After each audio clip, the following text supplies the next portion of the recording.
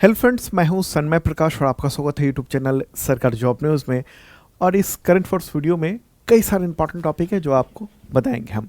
Okay, तो शुरू करते हैं बिना देर के हुए। और पहला क्वेश्चन महत्वपूर्ण, रिपब्लिक डे इवेंट यानी गणतंत्र दिवस समारोह जो है राजकीय तौर पर जो दिल्ली में है आयोजित हो रहा है, तो 2025 का उसमें मुख्य अतिथि कौन है? चीफ गेस्ट का नाम बताएं। इंपॉर्टेंट है, एग्जामिनेशन में पूछे जाते हैं। आंसर का प्रबोवो सुबियांटो, इंडोनेशिया के राष्ट्रपति हैं। ठीक है, और ये न्यूज़ देख रहे हैं वो पहुंच चुके हैं और शामिल हो रहे हैं वो। तो प्रबोवो सुबियांटो की ये पहली भारत में यात्रा है। ठीक है, ये है प्रबोवो सुबियांटो और दिल्ली पहुंचे हैं, राष्ट्रपति भवन में मुलाकात वगैरह हुई है। और इसके साथ गणतंत्र दिवस समारोह यानी जो 26 जनवरी है उसके मुख्य अतिथि वो हैं। ओके, और मुख्य अतिथि बनने वाले वो इंडोनेशिया के चौथे राष्ट्रपति हैं। ये भी सवाल हो सकता है कि वो कौन से वे राष्ट्रपति हैं इंडोनेशिया के जो भारत में चीफ गेस्ट बने गणतंत्र दिवस समारोह में। ठीक है, अच्छा, उनके साथ साथ मार्चिंग पास्ट दस्ता भी आ रहा है वहाँ की आर्मी का, और बैंड भी शामिल हो रहा है। ठीक है, तो इससे पहले भी कई सारे इंडोनेशिया के पूर्व राष्ट्रपति जो हैं वो, यानी जो उस समय राष्ट्रपति थे वो सब रह चुके हैं। कौन कौन रह चुके हैं एक बार मैप में देख लेते हैं इंडोनेशिया को। उधर प्यारा भारत है और ये रहा इंडोनेशिया। बहुत सारे द्वीपों का एक देश है और इसकी राजधानी जकार्ता है और प्रस्तावित राजधानी नूसंतारा है जो इस तरफ है। राष्ट्रपति प्रबोवो सुबियांटो, मुद्रा वहाँ चलती है इंडोनेशियाई रुपया। ठीक है, अच्छा, अगर बात होगी इंडोनेशिया के सिर्फ, तो इंडोनेशिया के जो पहले राष्ट्रपति थे सुकार्नो, वो 1950 में भारतीय गणतंत्र दिवस परेड में शामिल हुए थे, मुख्य अतिथि थे वो। फिर 2011 में उस समय के राष्ट्रपति सुसीलो बाम बांग, तो उनको आमंत्रित किया गया था। 2018 में उस वक्त के जो राष्ट्रपति थे जोको विडोडो, वो वहाँ पहुँचे थे और तमाम जो आसियान देश हैं उन सब के जो लीडर्स थे उन सबको बुलाया गया था एक साथ 2018 में, तो वो ये भी पहुँचे थे, जोको विडोडो भी।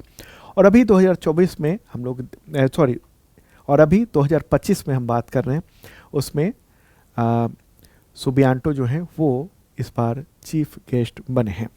ठीक है, प्रबोवो सुबियांटो। अच्छा, अगर हम देखना चाहें कि पिछले कुछ जो मुख्य अतिथि थे वो कौन कौन थे, तो पूरी लिस्ट मैंने पिछले कुछ की तो लिस्ट यहाँ पर मैंने बता दी है, दे दी है। कौन कौन 2024 यानी जो पिछला गणतंत्र दिवस था 26 जनवरी 2024, तो उसमें फ्रांस के राष्ट्रपति इमैनुअल मैक्रों थे। 2023 में मिस्र के राष्ट्रपति अब्देल फतह अल सीसी। 2021-22 में कोविड की वजह से कोई नहीं चीफ गेस्ट बना था, बुलाया नहीं गया था। 2020 में ब्राज़ील के तत्कालीन उस समय के राष्ट्रपति जायर बोल्सोनारो थे। 2019 में दक्षिण अफ्रीका के राष्ट्रपति सिरिल रामाफोसा। 2018 में सभी 10 आसियान कंट्रीज़ के जो टॉप लीडर थे वो आए थे, उसमें वहाँ के भी इंडोनेशिया के भी राष्ट्रपति थे। ठीक है, 2017 में यूएई के जो वर्तमान राष्ट्रपति हैं शेख मोहम्मद बिन जायद अल नाह्यान, तो वो उस समय आए थे। 2016 में तत्कालीन फ्रांसीसी राष्ट्रपति ओलांद थे। 2015 में अमेरिकी राष्ट्रपति बराक ओबामा आए थे। तो ये पूरी पुरानी कुछ लिस्ट मैंने बताई आपको। अब चूंकि इस बार जो चीफ गेस्ट बनाया गया है गणतंत्र दिवस समारोह में, तो इनके बारे में चर्चा जरूर होगी। भारत और इंडोनेशिया के बारे में आपके एग्जामिनेशन में सवाल हो सकता है, तो क्या लिखेंगे आप? देखिए, भारत और इंडोनेशिया के बीच में जो संबंध है वो बहुत ही पुराने हैं। यहाँ तक कि इंडोनेशिया को मान्यता देने वाला जब उसकी आज़ादी मिली थी, तो भारत ने 1940 के दशक में 40 के अंत में, मतलब आज़ादी के जस्ट बाद, भारत में जो आज़ादी मिली थी उसी के बाद इंडोनेशिया की जो स्वतंत्रता की जो बात हुई थी, तो उसमें मान्यता दिलाने में अंतर्राष्ट्रीय अभियान का नेतृत्व किया था भारत ने। और पिछले कुछ दशकों में भारत और इंडोनेशिया के बीच में गहरे संबंध है। भारत की जो एक्ट ईस्ट नीति है उसमें बड़ा स्तंभ बन के उभरा है इंडोनेशिया। ठीक है, तो हर सामाजिक हो, आर्थिक हो, सैन्य हो, लगातार हम लोगों की बातचीत चल रही है। इंडोनेशिया जो है वो आसियान क्षेत्र में भारत का सबसे बड़ा व्यापारिक भागीदार भी है। अगर हम बात करेंगे व्यापारिक भागीदार के बारे में, तो 23-24 में 29.4 बिलियन 29.4 बिलियन अमेरिकी डॉलर हमारा द्विपक्षीय व्यापार रहा है इंडोनेशिया के साथ। ठीक है, इंडोनेशिया में प्राइम मिनिस्टर नरेंद्र मोदी गए थे 2018 में, उन्होंने यात्रा की थी दोनों देशों के बीच में। ठीक है, तो ये एक इम्पॉर्टेंट बात रही। अगर हम डिफेंस की बात करेंगे, जो अभी जो राष्ट्रपति आए हैं इंडोनेशिया के, तो भारत के साथ रक्षा सौदा भी होने की उम्मीद बनी हुई है। इंडोनेशिया जो है ना, वो भारत में निर्मित स्वदेशी जो लाइट कॉम्बैक्ट एयरक्राफ्ट है और आकाश जो surface to air missile system है, एयर डिफेंस सिस्टम है, इसके अलावा हेलीकॉप्टर, ये सब खरीदने को उत्सुक है। और भारत भी अपना जो डिफेंस एक्सपोर्ट है उसको बहुत आगे बढ़ाने की कोशिश कर रहा है। और विशेष रूप से भारत जो है वो उसका focus Indonesia, Malaysia, Philippines, Thailand, ये सब है। ठीक है, वहाँ पर हम हथियार बेचें। ओके, और उस क्षेत्र में भारत ने जैसे ब्रह्मोस मिसाइल जो सिस्टम है वो फिलीपींस को दिया है, और इंडोनेशिया भी काफ़ी उत्सुक रहा है कि वो भी ब्रह्मोस अपने पास रखे। ठीक है, तो ये कुछ महत्वपूर्ण बातें थी जो आपने जाना, और पूरा पीडीएफ मैंने सब कुछ जो भी मैं बोल रहा हूँ वो सब इस वीडियो के डिस्क्रिप्शन में लिंक दिया हुआ है, वो आप ले सकते हैं। ठीक है, चलिए आगे बढ़ते हैं। और हाँ, अगर आप करंट अफेयर्स की शानदार तैयारी करना चाहते हैं आपके तमाम एग्जामिनेशंस के लिए, चाहे रेलवे हो, एसएससी हो, चाहे आईएसपीसीएस लेवल का हो, तो उसकी तैयारी कर सकते हैं। शार्प लर्निंग ऐप है हम लोगों का, इस वीडियो के डिस्क्रिप्शन में मैंने लिंक दिया हुआ है, तो वो डाउनलोड कर सकते हैं और उस पर मेंबरशिप प्लान ले सकते हैं 1 ईयर का। उसके ज़रिए आपको पिछले 2 सालों के करंट अफेयर्स के पीडीएफ, टेस्ट, वीडियोस, ये सब कुछ मिल जाते हैं। और जो पीडीएफ और टेस्ट वगैरह होता है ये वीकली, मंथली, क्वार्टरली, ईयरली होता है, और वो भी कई तरीके के पीडीएफ होते हैं।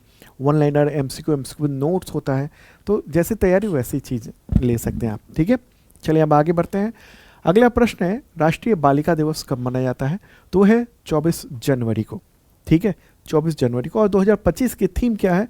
2025 की थीम है उज्जवल भविष्य के लिए लड़कियों को सशक्त बनाना, empowering girls for a bright future.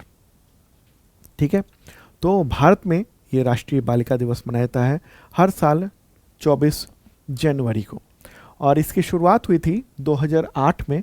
महिला और बाल विकास मंत्रालय ने शुरुआत की थी, मतलब कि लड़कियों को उत्साहित किया जाए, जो हमारे समाज में जो लिंग आधारित, जो जेंडर आधारित जो भेदभाव है उसको कैसे ख़त्म करें, इसके बारे में जागरूकता के लिए ये है। ठीक है, और आपको बताऊं कि 2025 में, अभी महत्वपूर्ण बात यह है, 2025 में महिला एवं बाल विकास मंत्रालय जो है वो बेटी बचाओ बेटी पढ़ाओ अभियान की 10वीं वर्षगांठ भी मना रहा है।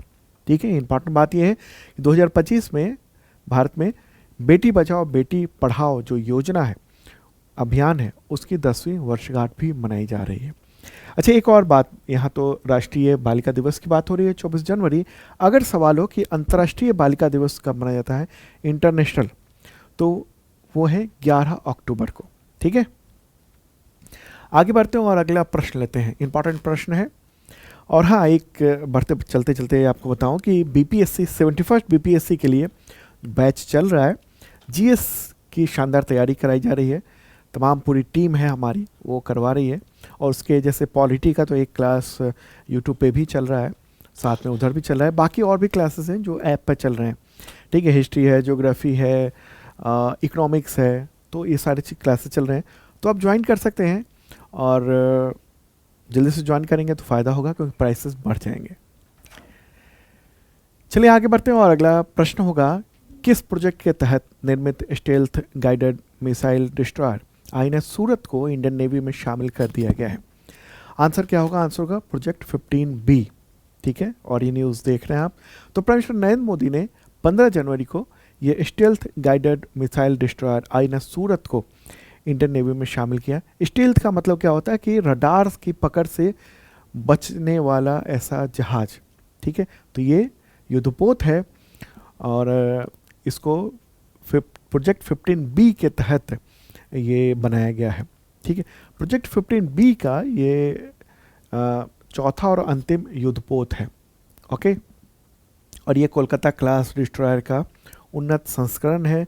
डिज़ाइन इसका बेहतर है, बहुत सारे सुधार किए गए थे। और नौसेना के सभी जो बेड़े हैं, यानी समुद्र वाले जो बेड़े हैं, तो वहाँ के लिए काफ़ी इम्पोर्टेंट बताया जा रहा है। और इसका जो डिज़ाइन है ना, वो इंडियन नेवी का जो डिज़ाइन ब्यूरो है उसने किया है। और निर्माण किसने किया है? तो मझगांव डॉक लिमिटेड ने किया है। ठीक है, ये भी सवाल एग्जामिनेशन में आता है कि इसका निर्माण किसने किया, तो मझगांव डॉक लिमिटेड ने इसका निर्माण किया है। अब जान लेते हैं हम लोग ये प्रोजेक्ट 15B क्या है। अक्सर इससे भी रिलेटेड प्रश्न आते हैं एग्जामिनेशन में, तो कुछ पॉइंट्स मैंने यहाँ पर दिए हैं। देखिए, प्रोजेक्ट 15B है ना, इसके तहत भारत जो है वर्ल्ड क्लास मिसाइल डिस्ट्रॉयर तैयार कर रहा है और इसकी क्वालिटी अमेरिका और यूरोप के जो नामी शिप बिल्डर्स हैं उसको टक्कर देती है। अगर हम इसके इतिहास के बारे में हम समझेंगे, जानेंगे, तो देखिए सोवियत मूल के, यानी वहाँ के सोवियत संघ के समय के जो गाइडेड मिसाइल डिस्ट्रॉयर है भारत ने शुरुआत में खरीदा था। फिर बाद में ये सोचा भारत सरकार ने और नौसेना ने कि क्यों ना स्वदेशी डिज़ाइन ही तैयार किए जाए, क्योंकि खर्च बहुत लगता है, हमें डॉलर देने पड़ते हैं विदेश से खरीदने में। तो प्रोजेक्ट 15 डिस्ट्रॉयर तो उसी का नतीजा है। ठीक है, 2011 में जो है वो तय हुआ कि हम लोग मतलब कॉन्ट्रैक्ट हो गए, मतलब काफ़ी साल, कई दशक तो सोचने विचारने में लग गया। 2011 में ये कॉन्ट्रैक्ट साइन किया गया मझगांव शिप बिल्डर्स लिमिटेड के साथ है। और फिर ये जो है लगातार शुरुआती में कोलकाता श्रेणी के डिस्ट्रॉयर बनाए गए थे। तो पहला नाम जो था वो INS कोलकाता था। ठीक है, तो ये जो प्रोजेक्ट 15B है वो उसके 4 जहाज हैं और वो सारे जो है ना देश के जो 4 कोनों पर मौजूद शहर हैं उन सब के नाम पर रखा गया था।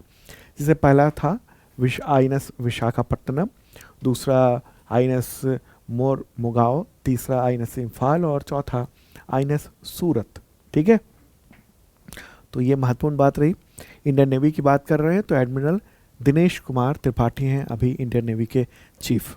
ओके, अच्छा एक और मैं कुछ चीज़ बता देना चाहता हूँ कि ये डिस्ट्रॉयर की बात हो रही है। युद्धपोत है लेकिन डिस्ट्रॉयर है, तो इसका मतलब क्या हुआ? देखिए, जो युद्धपोत होते हैं ना नेवी में, वो कई तरीके के होते हैं।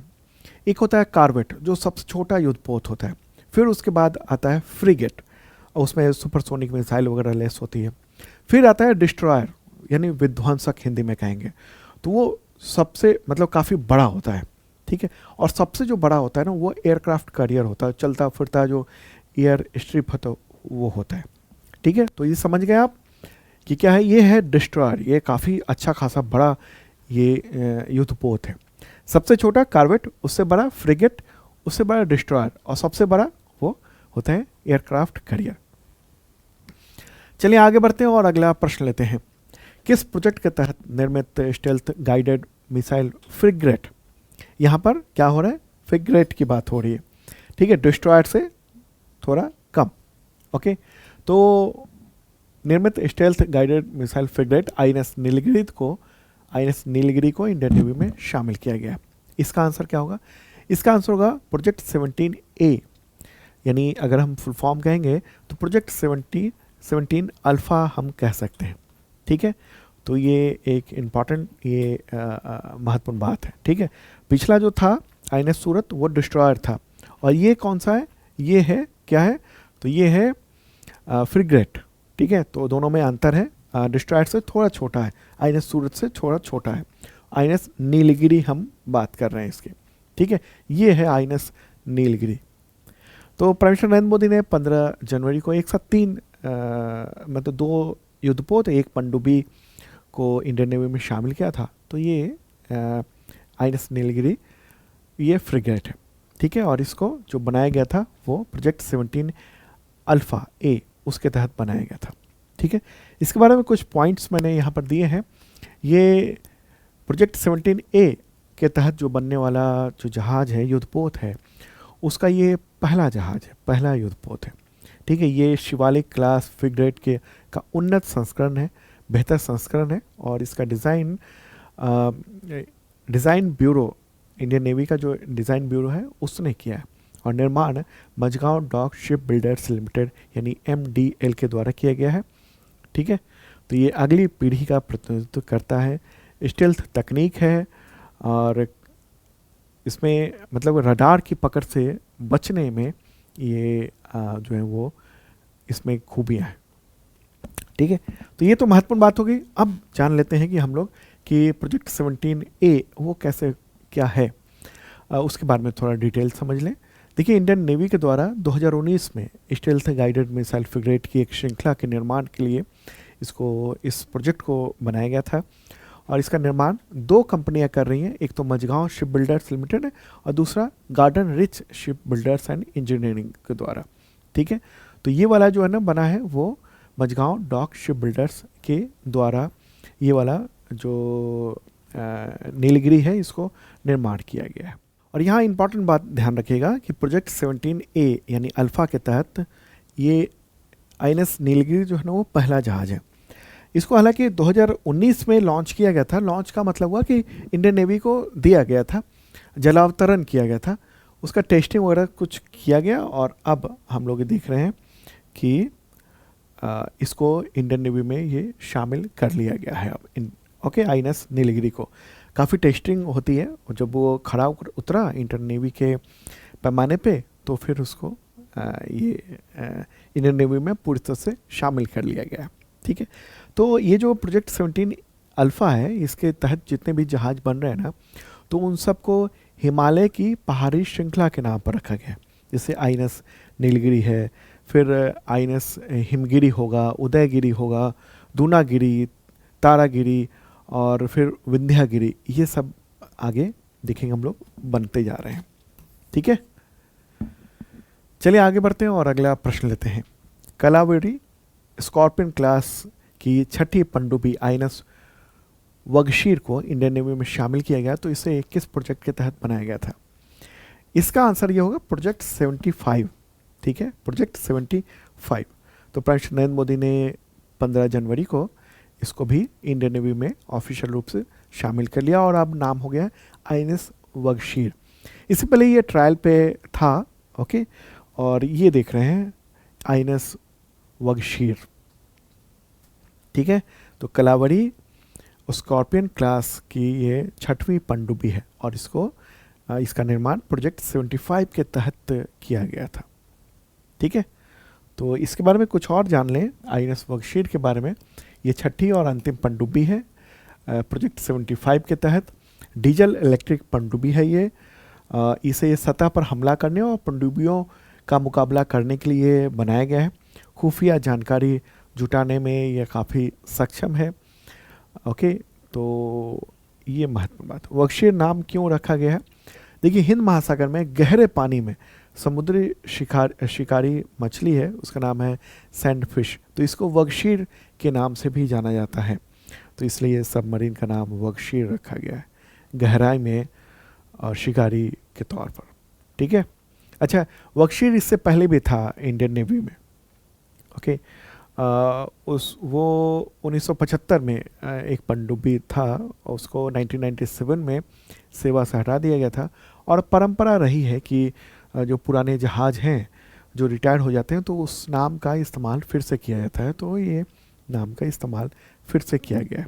ठीक है, अब सवाल होगा कि प्रोजेक्ट 75 है क्या? तो देखिए, फ्रांस ने सबमरीन निर्माण के लिए भारत को टेक्नोलॉजी ट्रांसफ़र किया था। तो भारत और फ्रांस के बीच में टेक्नोलॉजी ट्रांसफ़र के एग्रीमेंट हुआ था 2005 में। $3.75 बिलियन की डील साइन हुई थी। उसी के तहत 6 स्कॉर्पियन क्लास पनडुब्बी यानी सबमरीन बनाए गए हैं। ठीक है, तो 6 टोटल कौन कौन से हैं? पहला है कलावरी, खंडेरी, करंज, वेला, वागीर और वगशीर। ठीक है, वगशीर नाम आपने पहले भी सुना होगा क्योंकि इसको इंडियन नेवी में को दिया गया था, जलावतरण किया गया था टेस्टिंग के लिए, और टेस्टिंग वगैरह पूरी हो गई है, तो अब 2025 में इसको शामिल कर दिया गया है। ठीक है, चलिए आगे बढ़ते हैं और अगला प्रश्न लेते हैं। और दोस्तों, पसंद आ रहा हो तो लाइक बटन दबाइए और शेयर कर दीजिए इस वीडियो को। और यूट्यूब पर आप देख रहे हैं और अगर आपने अब तक इस चैनल को सब्सक्राइब नहीं किया तो ज़रूर कर लें, आपको काफ़ी पसंद आएगा। अब रेगुलर वीडियो आ रहा है करंट अफेयर्स का। अगला क्वेश्चन होगा, अंतर्राष्ट्रीय शिक्षा दिवस कब मनाया जाता है? तो आंसर होगा 24 जनवरी को। ठीक है, और 2025 की थीम क्या है? थीम आपके सामने है, एआई यानी आर्टिफिशियल इंटेलिजेंस और शिक्षा स्वचालन की दुनिया में मानव एजेंसी का संरक्षण, मतलब मानव का संरक्षण। अंग्रेजी में कहेंगे हम लोग AI and education preserving human agency in the world, in a world of automation. ठीक है, ये है इस बार की theme international day of education की। तो इस संयुक्त राष्ट्र महासभा ने 2019 को अंतर्राष्ट्रीय शिक्षा दिवस के रूप में घोषित किया था 24 जनवरी को, और उसके बाद से ये मनाया जाता है। ठीक है, चलिए आगे बढ़ते हैं और अगला प्रश्न लेते हैं। प्रधानमंत्री नरेंद्र मोदी ने नए इस्कॉन मंदिर का उद्घाटन जनवरी 2025 में कहां पर किया, जो एशिया का दूसरा सबसे बड़ा इस्कॉन मंदिर बताया जा रहा है? आंसर होगा इसका नवी मुंबई के खारघर में, खारघर में। तो ये न्यूज़ देख रहे हैं आप, और तो ये बताया जा रहा है कि एशिया का दूसरा सबसे बड़ा इस्कॉन मंदिर है। यहाँ पर ध्यान रखिएगा, ये इस्कॉन मंदिर की बात की जा रही है। ठीक है, तो प्रधानमंत्री नरेंद्र मोदी ने 15 जनवरी को नवी मुंबई में इस्कॉन का ये जो मंदिर है, मंदिर का नाम है श्री श्री राधा मदन मोहन मंदिर, मदन मोहन जी मंदिर। ठीक है, तो उसका उद्घाटन किया। इस्कॉन का फुल फॉर्म क्या होता है? International society for Krishna consciousness. ठीक है, और इसको हरे कृष्णा आंदोलन के नाम से भी जाना जाता है। ये गौड़ीय वैष्णव हिंदू धार्मिक संगठन है। ओके, आगे बढ़ते हैं और अगला प्रश्न लेंगे हम लोग।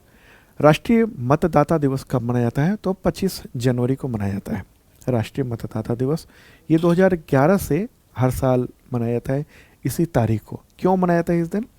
क्योंकि 25 जनवरी 1950 को भारत निर्वाचन आयोग का यानी इलेक्शन कमीशन ऑफ इंडिया का गठन किया गया था, तो इसलिए 25 जनवरी को ये चुना गया।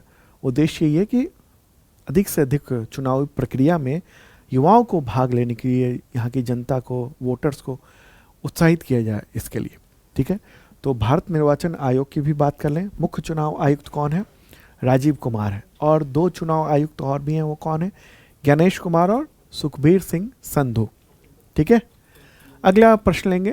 राष्ट्रपति द्रौपदी मुर्मू ने प्रवासी भारतीय सम्मान पुरस्कार 2025 कितने लोगों को दिया है? आंसर का 27। टोटल 27 लोगों को ये सम्मान दिया गया है।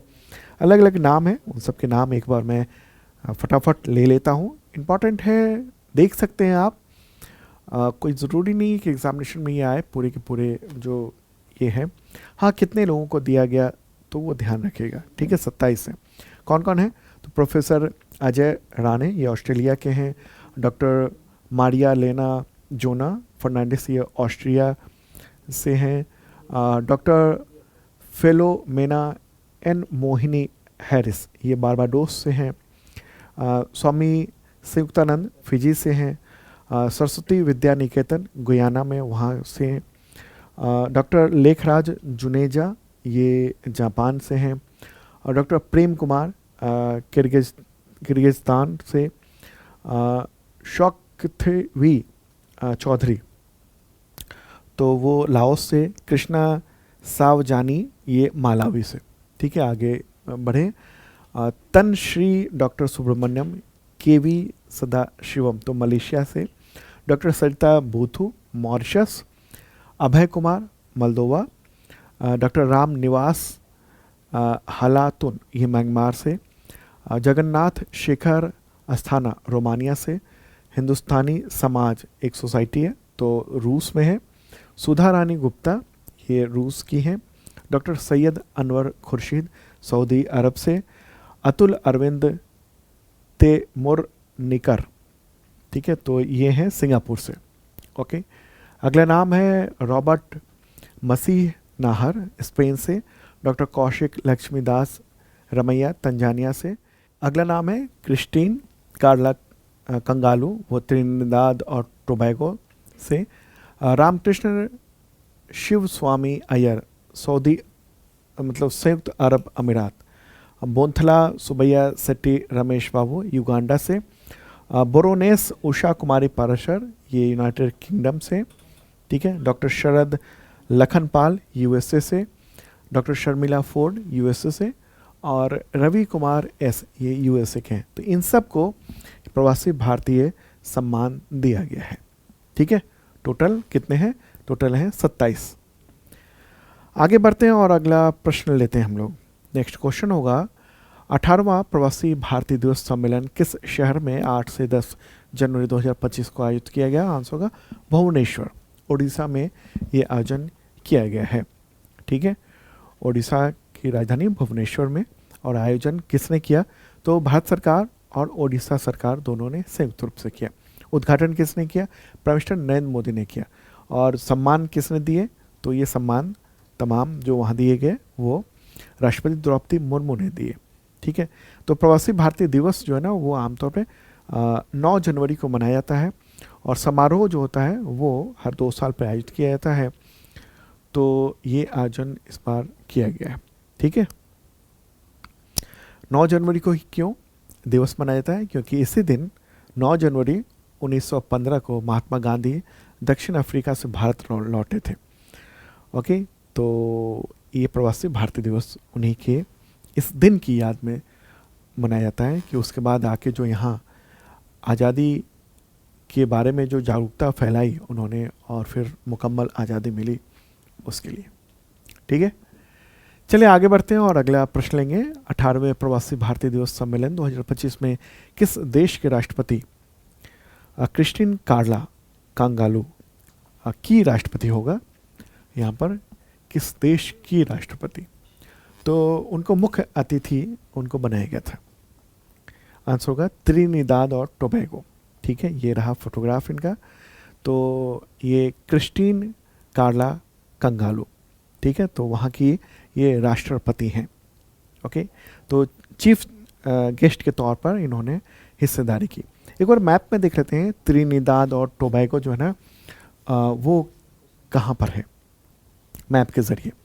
तो ये रहा प्यारा भारत। और अब हम लोग कहाँ चलेंगे? तो हम लोग चलेंगे कैरेबियन कंट्री की ओर। आपको पता है कि इस तरफ उत्तरी अमेरिका है और इस तरफ दक्षिणी अमेरिका महादेश है और ये कैरेबियन कंट्री कहते हैं।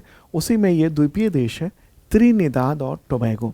ठीक है, 2 द्वीप हैं यहाँ पर। कैरेबियन राष्ट्र कहा जाता है। इसकी राजधानी पोर्ट ऑफ स्पेन है और मुद्रा यहाँ पर चलती है त्रिनिदाद टोबैगो डॉलर।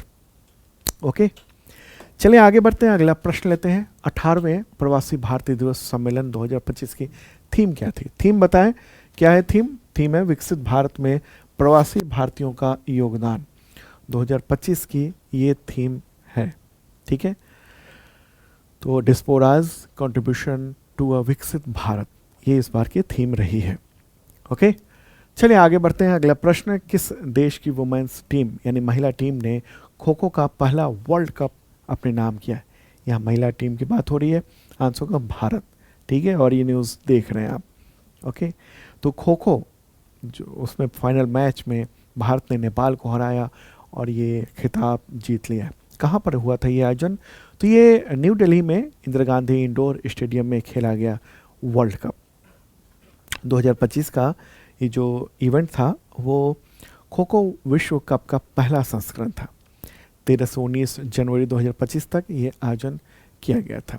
पहला मैच तो इंग्लैंड और ऑस्ट्रेलिया के बीच हुआ था 14 जनवरी को। फिर फाइनल में भारत ने नेपाल को हराकर ये जीत हासिल की है।